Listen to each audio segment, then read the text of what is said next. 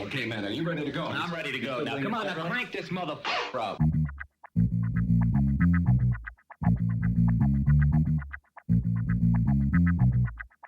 Break it down like this.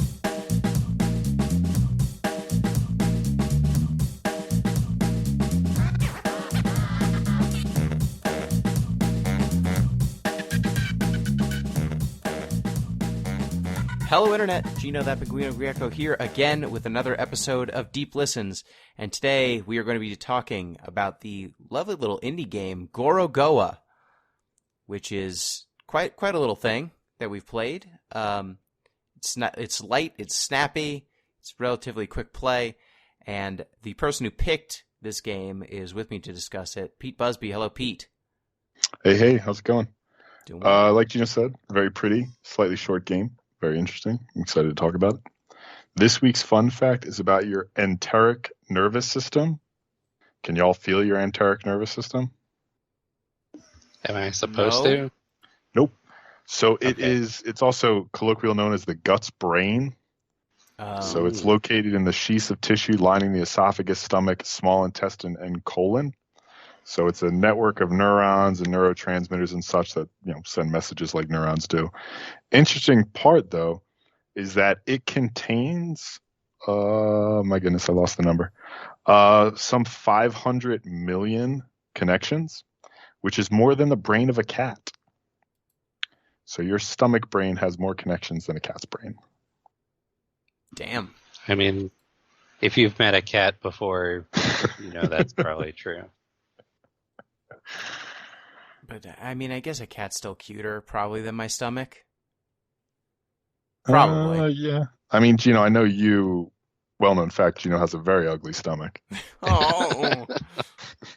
He's sensitive about that. That's the one body part I'm sensitive about.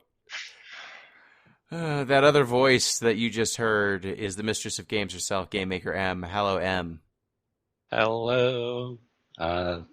This is a cute little puzzle game that was very charming and also only 2 hours long, which is just right. That and it I'm is. excited to talk about it. All right, before we get to Gorogoa and the story therein and the gameplay therein, reminder, you can get in touch with the show at DeepListensPod on Twitter, deeplistens.libsyn.com. We have our comment sections and DeepListensPodcast at gmail.com. You can support the show on patreon.com/deeplistens. And you can also go do what our normal call to action. Go to the National Network of Abortion Funds. Make a donation there if you can. It's been a year since Roe v. Wade. And, maybe if you haven't donated before, maybe do so now. All right, so before we get into Gorogoa, I think we need to also do the Discord report, which is something you get access to. You get access to our Discord if you join our Patreon. And the Discord report? The Discord report. This week on the Discord report, want to talk about a flat Earth theory? Because we're gonna.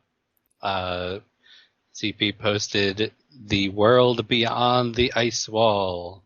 If you would like to see this map of the flat Earth and know how ridiculous it is, just Google that, because it'll come up. This speculates that there is an ice wall around the known world, and then if you go beyond that, there's other places and continents, and Asgard is here, and Atlantis, and it's very silly. And also, this is someone's fantasy world project, but it sure did inspire some discussion this morning. So what's supposed to happen if you hit the ice wall? Like, is it vertical? Like, will I see the wall rise up in front of me? Yes, it's a very tall wall.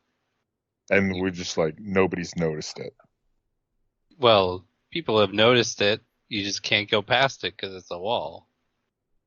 There are places, there are like holes in the wall where if you know how you're going, you can sort of get through it. But then you never come back. Yes. Only this is... if you follow the book series, the guy who made this seems to be writing, there is one woman who went back and he did a full report on all the content out there. I'm just going to go out on a limb and say most of the flat Earth maps that have been shared in our Discord stop making sense as soon as planes are invented. Mm. Like Well, it's a very tall wall, you see. Yeah, it's a very tall wall or a very tall mountain, except our planes go real high. Like to space high. Like that's the highest a thing can go. What if there was ice all the way up into space? Because there is no Then you space couldn't go because it's a past. flat Earth. Yes, exactly. Wait, there's no space in flat Earth? Depends who you ask. Yeah. Oh my god. It I depends. don't want to ask anyone. Ask Kyrie Okay. Irving. He'll tell you. Oh, you refer to a well-known astrophysicist, Kyrie Irving? Yes. Knower of things, he- Kyrie Irving. Is he the one who was like, I went up on a mountain and I couldn't see the curve, so that means it's fake? Maybe. Feels I like don't- something he would say. I don't remember why Kyrie was... He's a basketball man. I don't know why he posted that. He also posted a link to a very anti-Semitic documentary. He's also just like refused to get the COVID vaccine, so he just missed half a season because New York City wouldn't let you like work at a business of more than X number of employees if you weren't vaccinated. So he just couldn't play for like half a year. Then there was a bit there where he just kind of like dipped from his team for a couple games without telling anyone where he was going or why. He's a very very reasonable man. They usually don't mind that. They'll let you come right back, no problem. Yeah, it would, boy, oh boy, oh boy. Well, that's been your Kyrie Irving minute. Got a new contract somehow. That's weird. Yeah. Yep, Oh, yep, the Mavericks. Another thing that was posted in the Discord today. What if getting over it had a rubber pot and so you were bouncing all over the place? Oh That'd no. That'd be better? No. Can I control the bouncing? No. Oh, yeah, that sucks then. Why would you be able to control the bouncing? That's a great question. Here I thought of something fun. Why would anything fun be in that game? I want to see the mod for this. I want to know how frustrating it can be. Also, there's our Cruelty Squad episode went up last time. There is a Space Warlord organ trading simulator by the lead developer of Hinmo Space Outlaw, which is what if you had that game without all of the like shooting and running around, and it was just the stock market simulator. Just the So organs. it's an arbitrage simulator? Yes, pretty much. Okay. So I was interested to see if anyone knew anything about that, but I do not. Yeah. Weirdly enough, I haven't been searching that in Steam. I haven't been looking for stock market simulators. this was on itch. It came to me. It presented it to me at the homepage. It's just I know what you want, sicko. Yeah. I have a Google alert for organ stock trading. Oh, of course. Didn't hit, unfortunately. I The see. stuff that does hit is just very different. Yeah. Also, everyone's on strike. Did you know that? Yes. Yeah. I did. The writers and the actors. Do you know who led the union the last time both the writers and actors were on strike? Who? I'm pretty sure this is true. Ronald Reagan himself. Wow. Before What he a- broke all unions. Yep. This is What like a way back in twist. the day when he was an actor. Fascinating. Yeah, Ronald Reagan led an actor strike decades before his. He was SAG president from 47 to 52. Dang. Wow. That was 60 years ago. That's right. Because that's when the last time was, when everyone went on strike. And look at him now. I think in the Discord, did someone post Ron Perlman's what Ron Perlman said about the strike? I don't know if anyone posted it lately. I don't remember if it was our Discord or a different Discord that I saw it, but there was some talk that what the studios were trying to do is basically wait until people start losing their homes, and then they'll come to the bargaining table. And so someone was interviewing Ron Perlman, and he said, it's interesting. There's a lot of ways you can lose your homes. Like, one good way to do it is for us to find out who the fuck said that, and then find out where the fuck they live. Mm-hmm. Which, man, Ron Perlman, a.k.a. Hellboy, a.k.a. the voice of the beginning of every Fallout game. Yeah, hey, man. The class war never changes. Yep. Yeah. Ron Perlman's a cool guy with a very pronounced jawline. So good for him. Yes. A defining feature, if you will. For sure. So that's what's going on. Yeah, that's what's been going on. So Pete, now let's turn our attention to the game of the week. You picked Gorogoa, so tell me what is this? Oof! How do you explain Gorogoa? So it's a puzzle game. It's a hand-animated puzzle game where you solve. Oh man, let me take a step back further. I went too far. Hand-animated puzzle game. You're working in a 2x2 grid, and basically the way you solve puzzles is you move the frames in that grid, and that sometimes reveals things, covers up other things, right? Moves pictures around. Basically, by manipulating these images, you create new scenes, and that lets your main character advance through the story. That feels close, right? Yeah. Yeah, I mean, the game almost has a like 90s adventure game or like a 90s PC feel to a certain degree. It's got like very hand animated animations. It's kind of everything is boxed within this 2x2 grid, but then the rest of the screen is kind of taken up by placeholder art. And you're just kind of dragging. All of your interaction is with the mouse. You are just pointing and clicking on these little screen sections. There's a couple of like interactable points sometimes in the images in the grid. Sometimes you got to click and drag, and then clicking and dragging will reveal other sections, like you said, Pete. Sometimes you're clicking into things to kind of zoom in or zoom out. But almost all of the interaction, it's an adventure game. It's just a very novel adventure game where instead of having like an inventory or items that you're combining, it's all image manipulation at the end of the day. Zooming in, zooming out, and then connecting images together to form larger images. What would you say the plot is, Em? Like, what's the driving thrust here? So, this seems like, I mean, the simplest way to describe it is you are a man who sees a dragon in the distance. A Gorogoa. A Gorogoa, if you will. And in order to do something, maybe appease the dragon, unclear. Summon if you it. become the dragon, you have to collect 5 orbs, like they're fruits in some forms. It's an eye in one of them. You do a bunch of puzzles and you gather up those, and then the dragon happens, and I think you escape Samsara, but I'm not entirely sure. It's up to interpretation. I mean, it's very much like you are trying to get 5 orbs of varying colors, put them in a bowl to get this dragon. First scene, you see the dragon, then you are chasing that dragon, and I don't think it's a metaphor for heroin. Not this time. But it might be. I don't know. Be.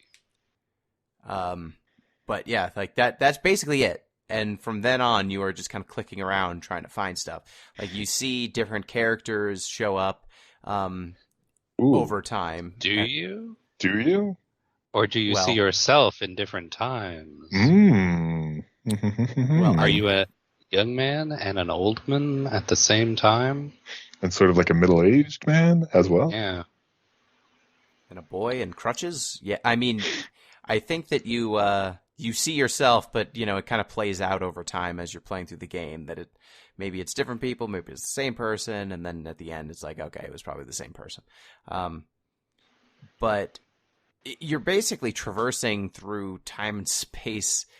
And what did you think of the actual central mechanic here? So like there's some moments where all you're doing is clicking into screens or like dragging to reveal, to like separate. One of the examples is like you've got a character standing in a door frame and you click on the image, and when you pull, the door frame will move, the inside of the door frame, everything that was inside of the frame becomes a larger image, and then the what was like the door frame kind of just becomes a freestanding door frame kind of off to the side. So like a lot of things like that, like a lamp or some object that like a sun, and then you move away the night sky or the day sky, and now the sun is freestanding and the night sky has a hole in it where the sun used to be. That's a lot of that's one central mechanic. And what do you think of that one? All of the like frame puzzles are like wild to me, because I don't know how you conceptualize like I'm gonna make a game like this, for one, where it's like there are puzzles where it's like you are standing on a platform, and then elsewhere separated from you there is another door, and then you need to like find a matching like door frame situation that has a path from it. This is one of the examples in the screenshots, so I'm not really spoiling much as far as mechanics go. And then you gotta figure out how to get that into the puzzle where you need it. So it's like, how are you going to match up these very you have to, it's really hard to talk about because it's all visual puzzles. There's no Yeah. language in this game. There's no Yes. speech. All of it is images. Yes. Which I saw an interview with the developer. I found an interview with the developer, and they explicitly wanted this game to be accessible from a language perspective.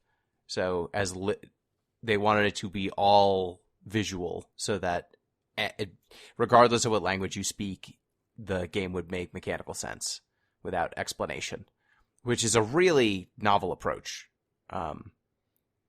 for sure, especially for a game like this, which has multiple mechanics to it. You just kind of have to figure it out by playing. So like you said, there's some times where like maybe there's two doorways, but you're missing a set of stairs or something. So you might need to find navigate all of these different images to find one image where there's two doorways with stairs in between, so that you can connect the two doors that you were looking at before. Or like maybe I thought one of the more clever ones was there's a door frame that's got like gates around it, and then a little door, a super duper teensy door. So you have to find a way to get your character through doorways that would make them shrink in size, because the game basically says that the physics of the scenario, like the reality, is what it appears to be. So if you set up a situation where a character is able to move from one frame to another, and that movement would imply that they shrunk, they will shrink if you then change the perspective again. Like, perspective's reality in this game. And that's kind of the other central puzzle they use is if you line up two of these frames side by side and they appear like they become contiguous, they are in fact contiguous. So like getting a character to move from one section to another is a huge part of the game's mechanics. If you line stuff up properly, the character in question, this little boy, will walk from one frame to another, and that could change their size. That could make them move, over impossible gaps. It does. If it looks like it connects, it does, at least temporarily. Yeah.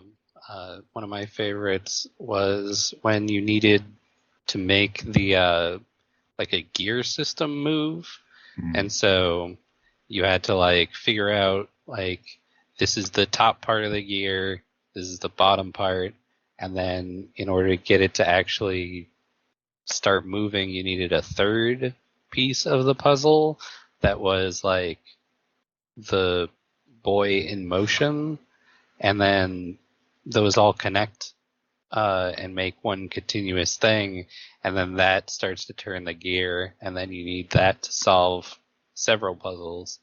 And also all of the style things, like there are, like, for example, there's like a China, like blue painted China pot situation. If you see like something stylized like that, it usually goes together with something else that is in the same style. So at one point there's like tracks along the wall, and then you need to find another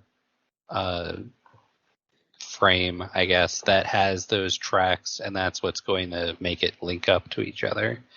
So it's really mind-bending stuff, but there are like visual clues that will help you figure out what you're supposed to do, which I appreciated. Yeah. So Pete, what did you think? So like, there's that visual iconography where you've got, or I guess visual language where you've got things like the China, things like sometimes there's green vines and stuff like that, where it's kind of a motif, like a visual motif that's playing out.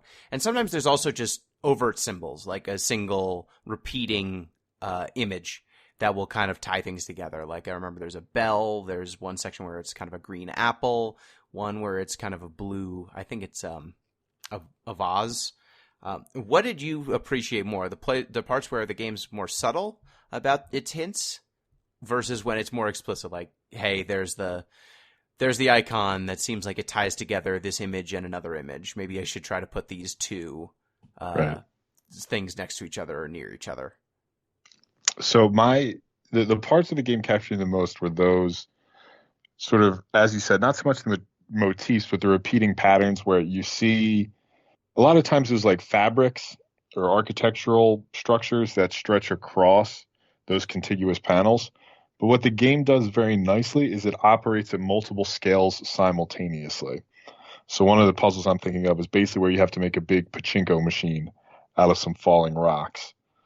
But the rocks start very small on somebody's shelf, and then they get very big on a building, and then you connect that large building, which has its like a drapery on the front, to a very small ribbon that you have to then zoom in, and it has the same sort of pattern. And it sort of alternates between that big, small, big, small, big, small. So you have to operate at these scales, these different scales all at once. But, Gino, like you said, the thing that ties them all together are these repeating sort of connecting structures. So the drapery connects to a ribbon, which connects to I think it's a seahorse statue. Yep. So you have to understand, okay, I need to basically pay attention to these background motifs regardless of the scale at which I'm operating. And things that might appear to be backgrounds, if they butt up against a border, they could be key to combining two of these pictures together. So like the seahorse, when it's zoomed in, I think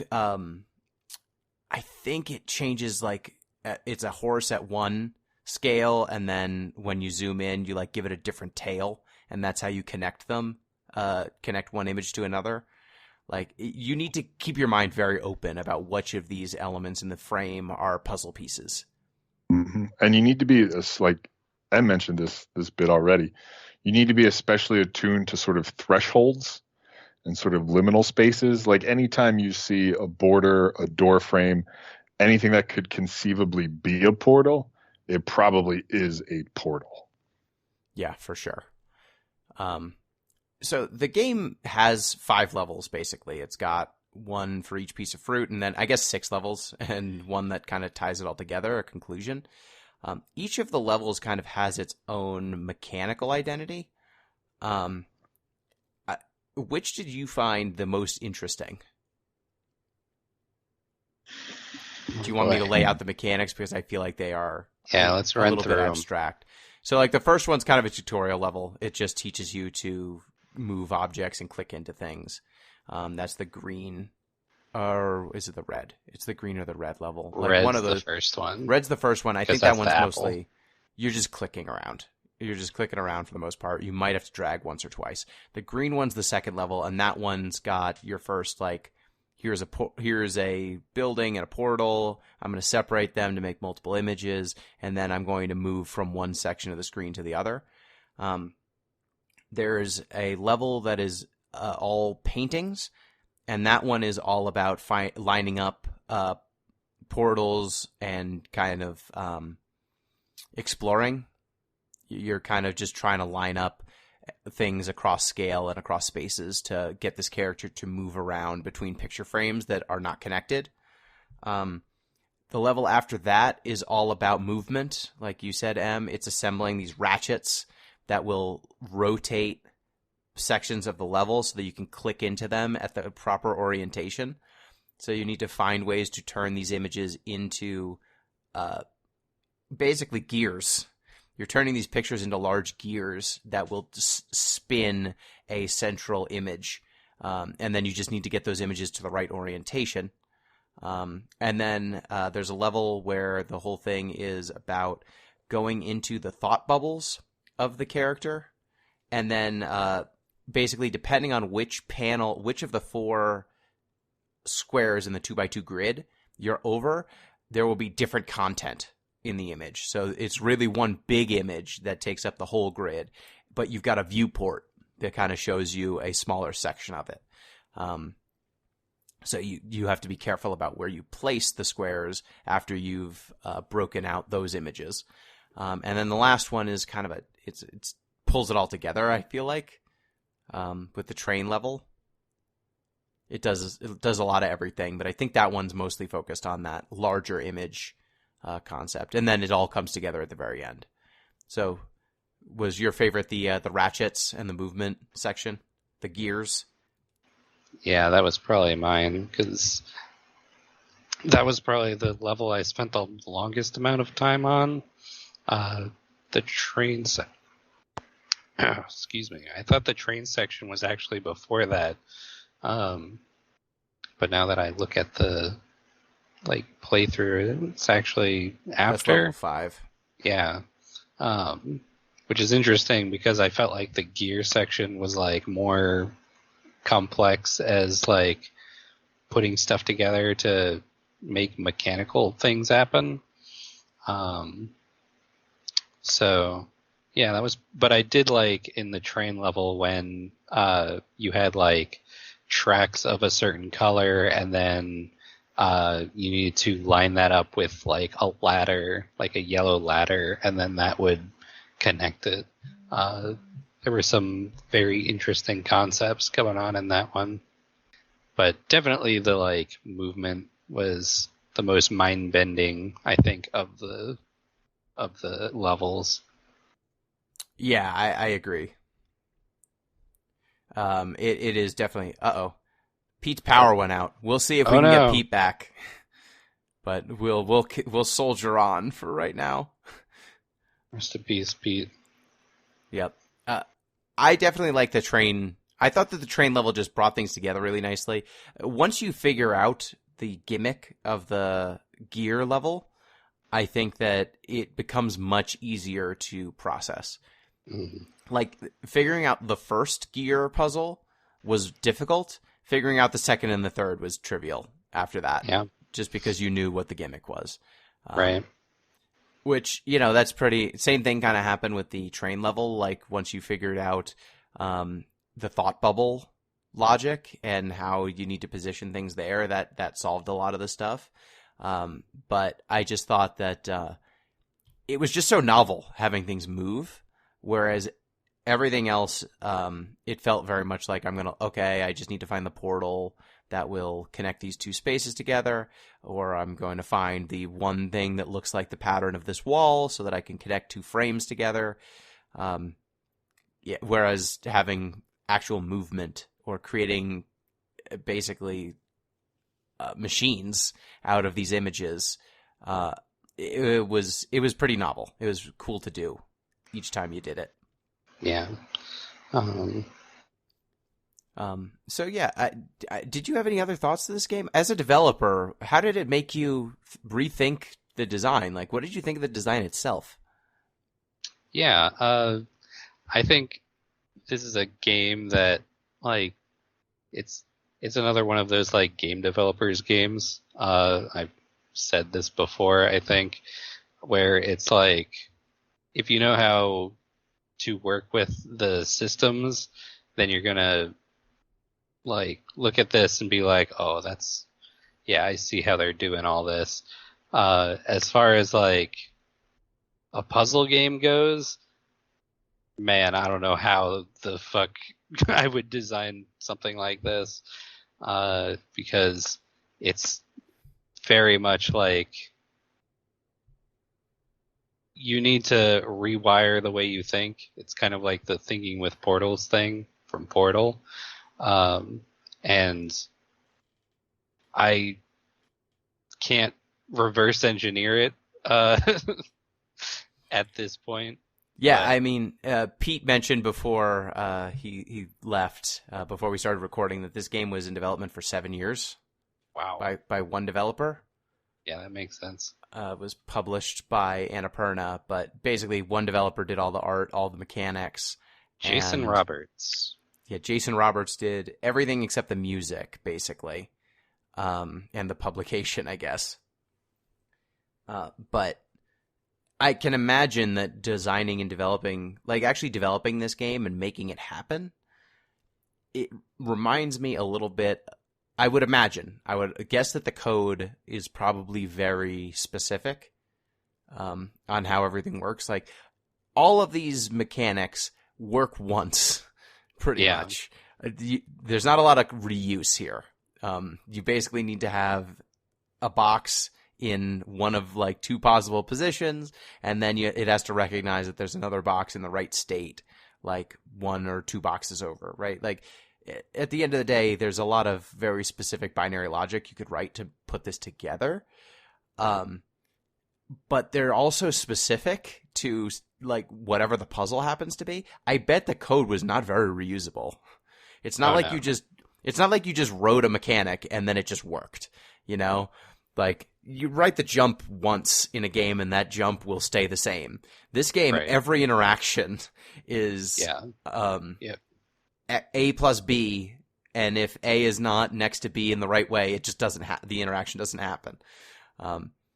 Which it reminds me of when I looked into how Psychonauts was made a little bit. I've heard some of the development stories of that, and the problem with that game that they had was that many of the mechanics they made were so specific that the code was spaghetti code. It was not reusable in any way. It was barely extensible. And that was what kind of killed them, was that they kept having cool ideas for mechanics, but every mechanic took so much time and energy to develop that it just became very difficult to maintain. And I would assume that one person making this game, that ratchet idea, for example, where you have to combine 3 frames, and then if they are in the right order, it will cause something to move.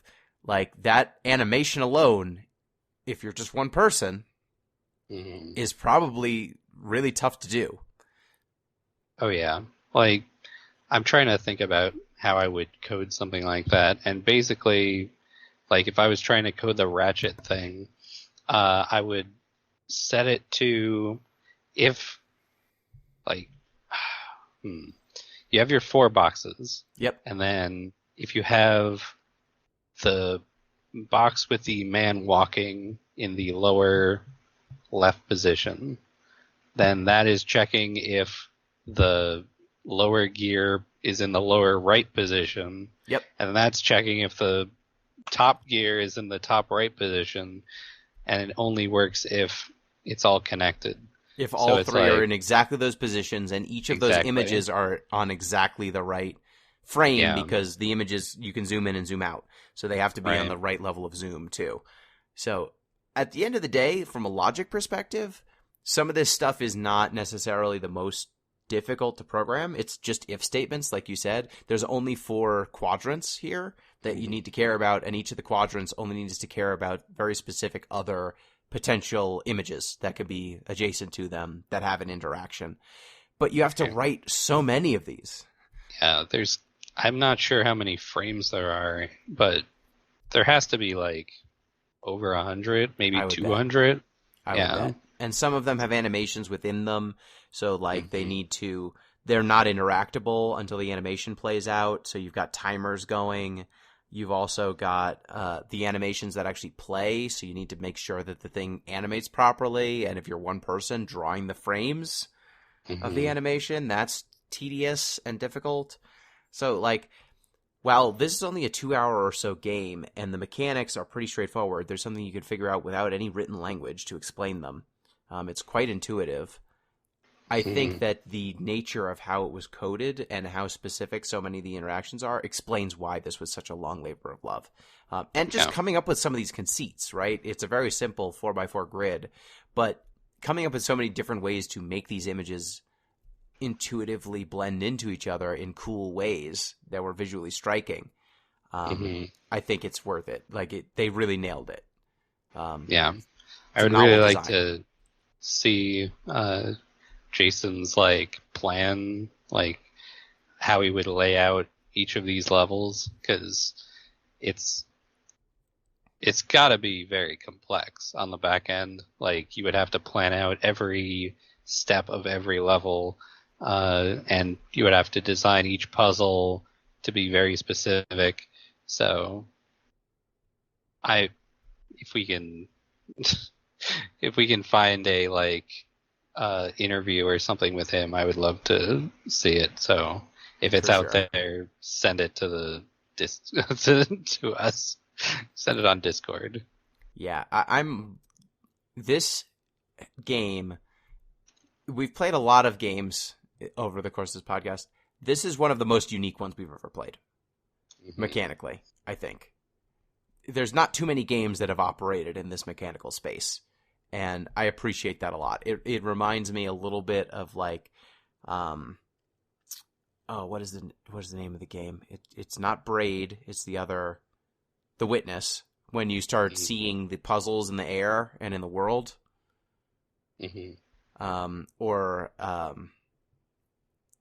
dang it, the one that Billy thought wasn't about religion, but it very much is.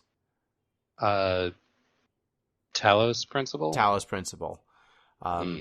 In terms of like having to see the world and puzzles differently depending on how you play things. Or what was that game that Pete picked? The Pedestrian? Yes. I think the Pedestrian is probably the closest to this game. Yep. But the way you interact with the Pedestrian is a much more normal puzzle game. This game has a very unique interaction mechanic, very unique image mechanic.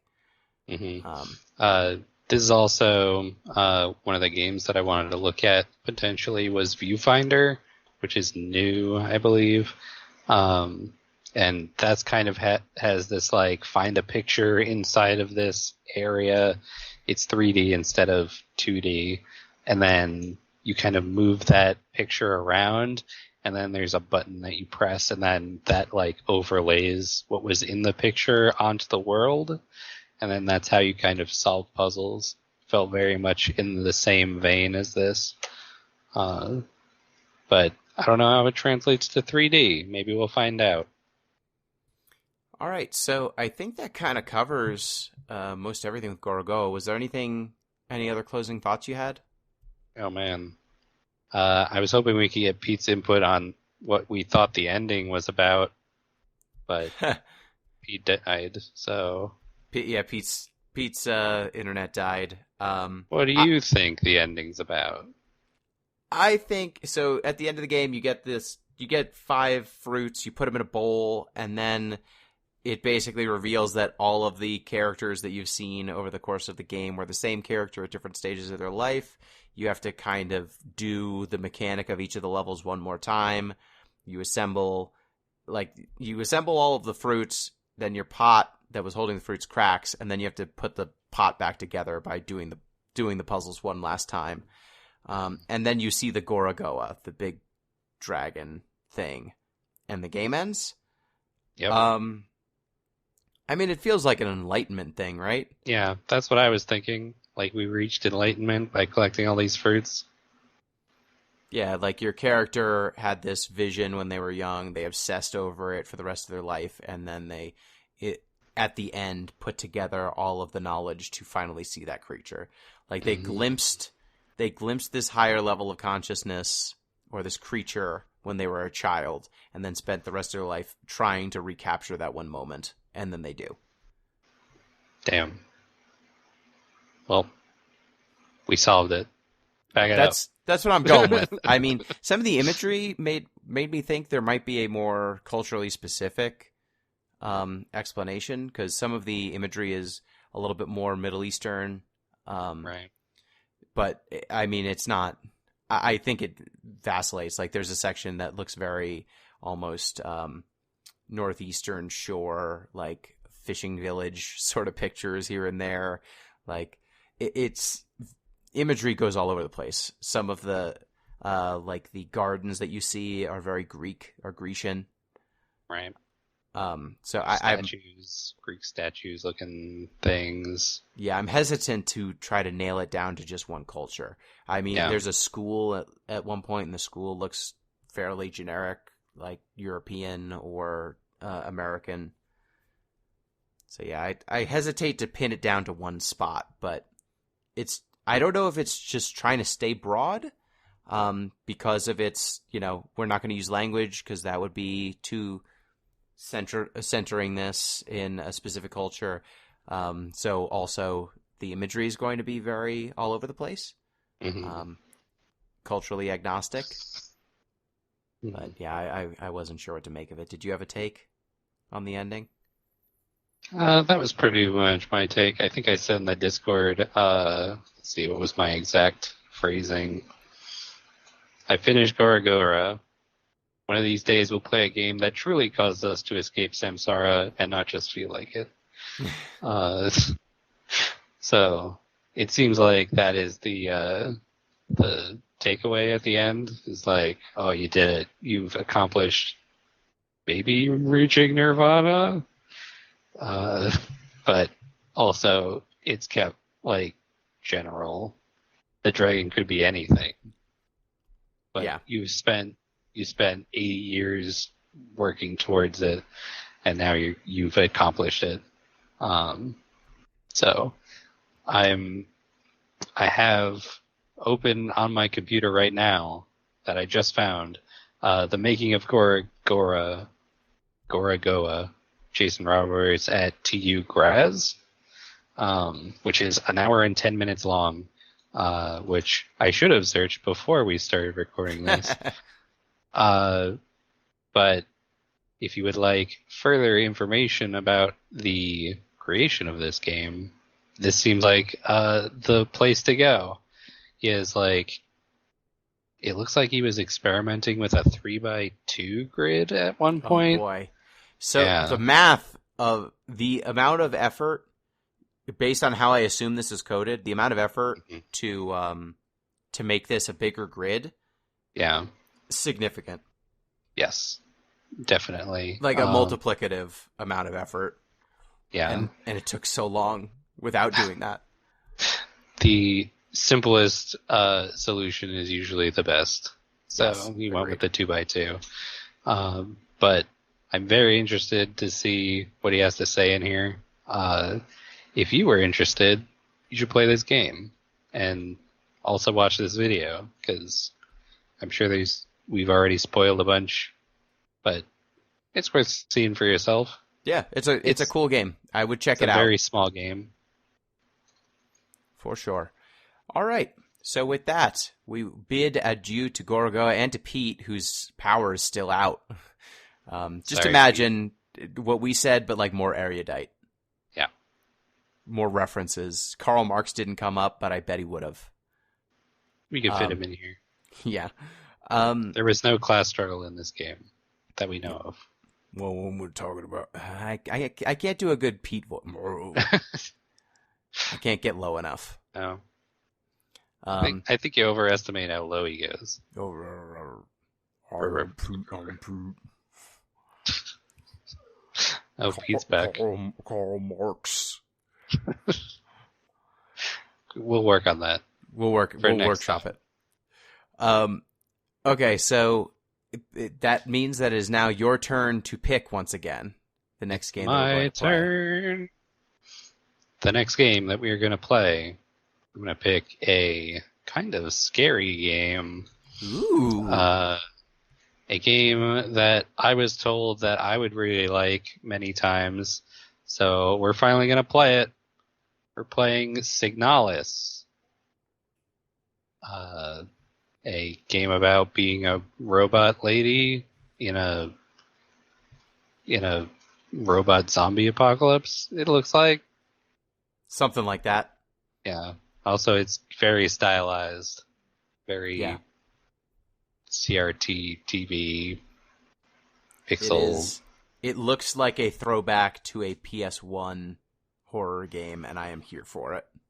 Yes. A classic survival horror experience set in a dystopian future where humanity has uncovered a dark secret. So we'll find out what that is next time. I wonder what this dark secret's going to be. I don't know yet. We don't know yet. We'll figure it out. All right. Well, thank you, listeners. Reminder, you can get in touch with the show at Deep Listens Pod on Twitter, deeplistens.libsyn.com. We have our comment sections and deeplistenspodcast@gmail.com. You can support the show on patreon.com/deeplistens. Till next time, peace.